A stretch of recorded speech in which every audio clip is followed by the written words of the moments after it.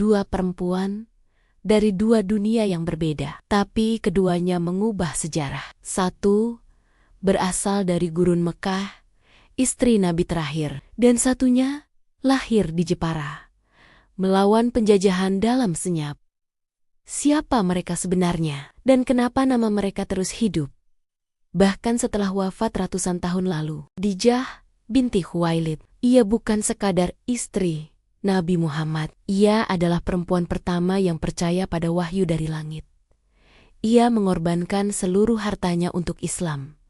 Dan saat seluruh dunia menganggap Nabi gila, Khadijahlah yang berkata, "Tidak mungkin Allah akan mencelakaimu." Ketika wahyu pertama turun, Nabi pulang gemetar ketakutan, dan Khadijah menyelimuti tubuh sang Nabi dengan cinta, keberanian, dan iman. "Sampaikan salam dari Tuhanmu dan dariku untuk Khadijah," kata malaikat Jibril suatu hari, "dan beritahukan padanya, ia mendapat rumah dari emas di surga, tanpa kebisingan, tanpa keletihan." R.A. Kartini.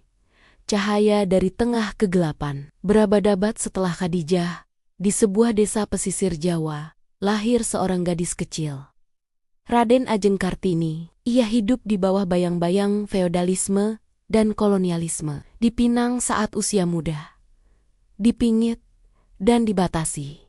Tapi pikirannya menjelajah lebih jauh dari lautan Eropa. Dalam surat-suratnya yang kelak dikenal sebagai Habis Gelap, Terbitlah Terang, Kartini mempertanyakan segalanya. Mengapa perempuan tak boleh belajar? Mengapa agama digunakan untuk membungkam suara wanita? Dan yang paling menyakitkan, Kartini tak pernah sempat pergi ke Belanda. Ia wafat hanya beberapa hari setelah melahirkan anak pertamanya dalam usia 25 tahun. Khadijah dan Kartini bukan hanya simbol perempuan kuat, tapi jiwa yang menerobos batas. Yang satu menjembatani wahyu langit ke bumi, yang satu menyalakan api perlawanan dalam sunyi. Kisah Khadijah dan Kartini tak hanya soal sejarah, tapi soal pesan spiritual yang melampaui zaman. Islam sendiri tidak pernah menghambat perempuan untuk berilmu dan berperan besar. Barang siapa mengerjakan amal saleh, baik laki-laki